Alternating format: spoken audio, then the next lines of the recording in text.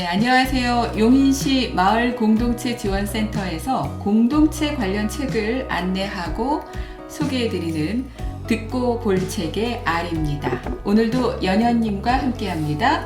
안녕하세요, 연현님. 안녕하세요, 아린님. 반갑습니다. 네, 잘 지내셨어요? 네.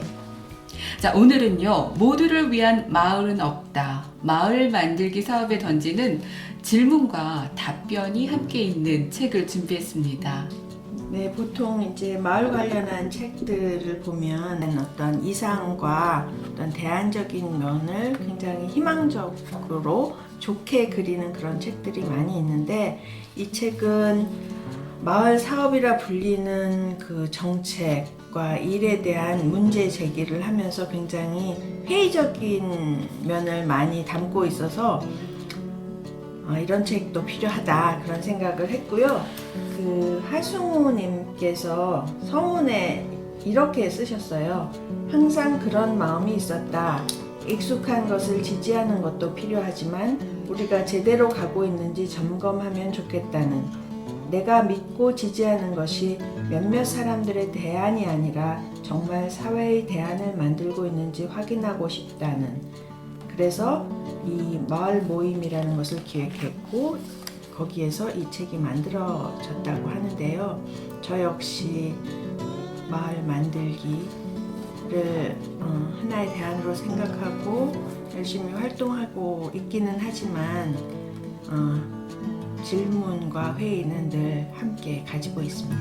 다양한 분들이 함께 얘기를 나누다 보니까 정말 마을 이야기를 하면서 놓치기 쉬운 관점들이 이 대담 속에 많이 녹아들어져 있는 것 같아요. 그래서 신랄한 문제 제기도 많이 되고 있고요. 네, 그래서 서로 활동은 다르나 같은 부분을 또 고민하고 연결되어 있는 7분이 4주 동안 그 바쁜 와중에 모여서 마을 만들기에 대한 그 나눈 얘기들을 이렇게 엮었어요. 자, 그리고 챕터가 4개의 챕터로 나눠져 있습니다. 네, 첫 번째는 누구를 위한 마을인가? 두 번째, 마을이 안 되는 이유는 무엇일까? 세 번째, 마을의 관계망은 잘 만들어지고 있을까? 네 번째, 우리가 생각하는 마을은 어떤 모습인가? 라고 해서 4주 동안 4가지 주제로 얘기를 나눴습니다. 자, 그럼 본격적으로 첫 번째 챕터 들어가 보죠. 누구를 위한 마을인가? 누구를 위한 마을인가의 대답은 책 제목에서 모두를 위한 마을은 없다로 네. 정리가 되는 것 같네요. 페이지 16페이지를 보니까요. 네, 우리가 왜 마을을 고민했지? 이런 질문들을 다시 시작을 하더라고요. 네, 이 부분 제가 읽어드리면, 다들 답을 알고 있는 것처럼 행동하는데 사실 그럴수록 더욱 되물을 필요가 있다. 이 물음에 대한 답을 다시 찾지 않으면 지역운동이 마치 지방정부의 대행기관이나 서비스기관처럼 변할 수도 있겠다 싶은 마음에서 이 얘기를 했다고 하고, 여기서 이제 주로 얘기되는 것은 마을 만들기가 사업으로 이 행정 추진 체계로 되어서는 안 되겠다는 생각이 기본적으로 이제 깔려 있고, 그러면 뭐가 빠져 있고 뭐가 필요한지를 대담을 하면서 쭉 얘기해 가고 있습니다. 권력자에 의해서 제어되는 게 아니라 살고 있는 사람들이 제어하는 자치 공간, 생활 세계를 회복하자라는 의도이다.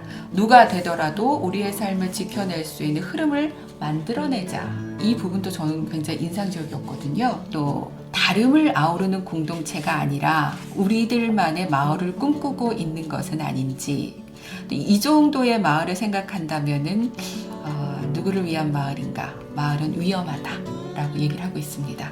네, 여기 대담에 함께 하신 분들이 제일 걱정하는 부분은 그 행정에 의해서 마을 사업이 이제 주도되면서 이 공공성 자체가 그냥 박제되는 상황, 그리고 정작 마을 사람들 안에 공동체적인 감수성은 없어질 수도 있다는 이런 우려를 제일 많이 하고 계신 것 같아요.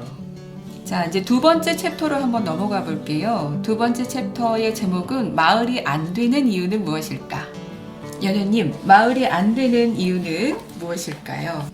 여러 가지가 있겠지만 일단 우리가 마을이라고 상정하는 마을의 크기를 우리가 어떻게 규정할 수 있을지, 어떻게 볼 수 있을지 이 부분이 첫 번째 문제가 되는 것 같아요.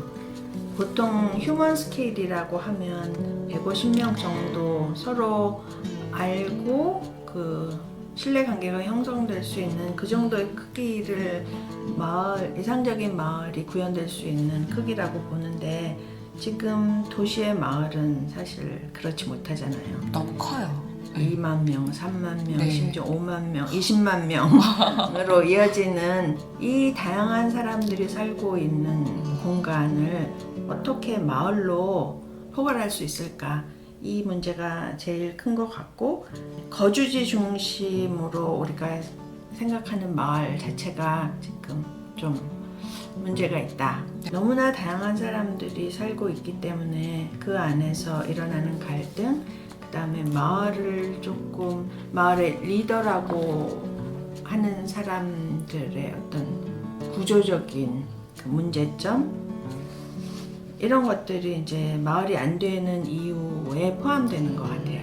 네. 아이 하나가 자라려면 온 마을이 필요하듯이 마을이 제대로 서려면 다양한 운동이 필요하다.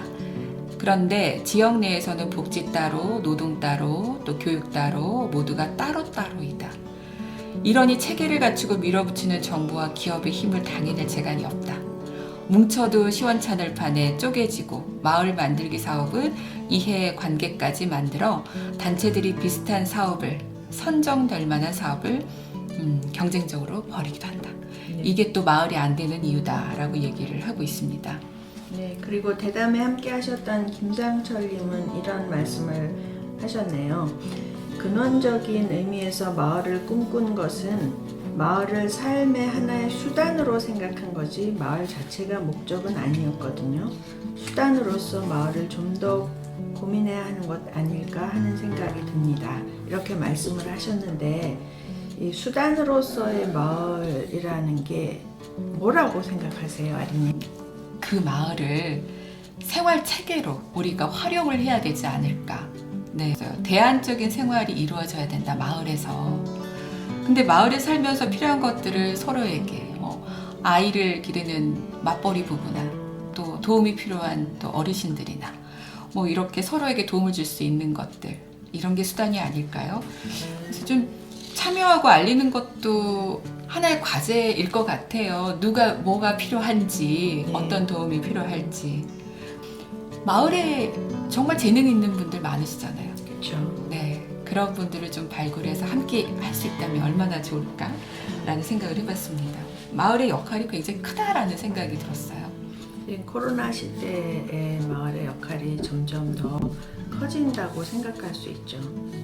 멀리 움직이는 것에 대해 일단 제동이 걸렸고 환경 문제도 점점 심각해지고 있고 해서, 그리고 재능 있는 사람들은 점점 많아지고 개인의 역량은 점점 높아지고 하는데, 이런 것들이 제대로 활용될 만한 그 바탕이 어디에 있을까? 어디에서 찾을 수 있을까 생각해보면 사실 마을이 그런 면에서도 굉장히 좋은 대안으로서, 하나의 삶터로서 제공되어야 한다, 아니면 만들어져야 한다, 그런 생각을 하지 않을 수가 없습니다. 이 3장의 마을의 관계망은 잘 만들어지고 있을까? 이 부분과 방금 연현님이 말씀하신 부분이 좀 연결이 되는 것 같아요. 보통 1터와 3터가 다르잖아요. 그것이 도시의 비극을 불러왔는지도 모르겠어요. 여기 권다님은 그런 얘기를 하고 있습니다. 교통이 발달하면서 1터와 3터의 거리가 점점 더 벌어졌어요. 그것은 서로의 연결이 끊어졌다는 것을 의미합니다. 따로 놀기 시작한 거지요. 1터의 무게중심을 갖는 사람은 집은 자는 곳에 불과합니다. 언제든 유목민의 자세로 짐을 싸서 이사할 수 있는 채비를 하고 삽니다. 이렇게 집 한 채 마련하기 힘든 우리나라 사회에서 대부분의 도시에서의 삶은 적정한 연령대에 이르기까지 1터를 따라 3터를 옮겨 다닙니다. 뿌리 내릴 기회와 시간이 없다는 뜻이기도 하지요. 그것을 어떻게 해결해야 하는가 참 고민스럽기도 합니다. 이 권다님은 지금 그 당시에 옥천 순환경제 공동체에서 일을 하시면서 정말 그 대안을 실천적으로 준비해 가셨던 것 같아요. 네. 내 삶터에서 회의를 하다 보면 무엇을 하자, 무엇을 만들어 보자, 무엇을 요구하자, 이런 욕구들이 조금씩 분출될 거라 생각해요. 그럼 무엇을 하고 누가 할 것인가 하는 문제가 남는 건데, 무엇을 하자는 것은 누가 가르쳐 주는 게 아니라 주민들이 가장 필요하다고 느끼는 것부터 시작해야겠죠. 그런 다음 그것을 체제에 요구할 건지 스스로 만들어낼지를 고민하는 거지요. 그래서 만들어졌다 쳐요. 그리고 이를 지속 가능하게 하려면 누군가는 해야 하잖아요. 그럼 일자리가 하나 만들어지는 거죠. 그렇게 지역사회에 주민들의 공론장으로 제어되는 공공의 일자리들이 많아졌으면 좋겠다 하는 것이 제 생각이에요. 그것이 지역 신문이 될 수도 있고 생협과 신협 등 협동조합이 될 수도 있으며 도서관과 마을버스, 벼룩시장, 마을축제 등이 될 수도 있죠. 그렇게 삼터와 일터가 만나는 지점과 접점들을 지역사회에서 생활세계에서 하나 둘씩 만들어보자, 그런 거죠. 이제 네 번째 챕터로 넘어가 볼게요. 우리가 생각하는 마을은 그럼 어떤 모습일까요, 연우님? 마을의 기초 체력이 부실하다는 얘기도 이 책에서 함께 하고 있어요. 그 기초 체력이 부실하다는 얘기는 마을의 작은 가게랄지 협동조합이라든지 이런 그 다양한 경제 주체들이 너무 약하기 때문에 그 마을 안에서 자원이 순환하고 서로 그 공생할 수 있는 체계가 많이 부족하다는 거죠. 그래서 이 기초 체력을 어떻게 강화시킬까 하는 것도 큰 고민 중에 하나고, 또 아까 그 다양성의 문제, 공론장 하면 네. 사실은 좋게 들리긴 하는데 그 다양한 의견들이 한 자리에 이렇게 모아졌을 때 결론이 나기도 어렵고 그 안에서 또 갈등이 발생할 소지도 상당히 높고 해서 여러 가지로 쉬운 일은 아니죠. 그럼에도 불구하고 그 자본화, 체제화 돼 있는 그 우리 사회에서 이 관점의 문제를 안고 자원을 발굴하고 활용하면서 우리의 삶의 터전, 생활 세계를 좀 더 풍요롭고 우리가 원하는 방향으로 만들어 가려는 고민과 노력은 지속돼야겠죠.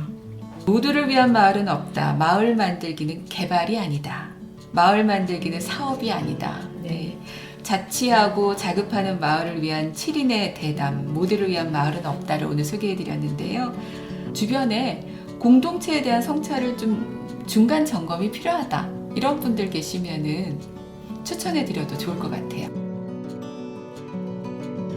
정말 다른 관점을 가진 다양한 사람들이 있는데 그 다양한 사람들이 함께 사는 곳이 마을인데, 이 마을에서 함께 살아가면서 부딪히고 만나면서 만들어지는 어떤 것, 그것이 희망적일 수도 있고 절망이 될 수도 있을 텐데, 어쨌든 그 인간의 고유함은 함께 살아가려고 하는 것에 있고, 또 인간의 능력은 무한하고, 그래서 이 능력과 고유함을 제대로 성찰하다 보면 좋은 자원이 발굴되고 이것이 정말 박제화된 어떤 공공성을 만들어내는 것이 아니라 그 함께한다는 그 감수성을 키워가면서 좋은 마을을 만들어갈 수 있는 기반이 되지 않을까 생각하면서 희망을 버릴 수는 없다, 이런 생각을 합니다. 마을에 대한 희망을 다시 품게 한 책이었습니다. 오늘도 함께 해주셔서 감사합니다, 연우님. 감사합니다, 아리님.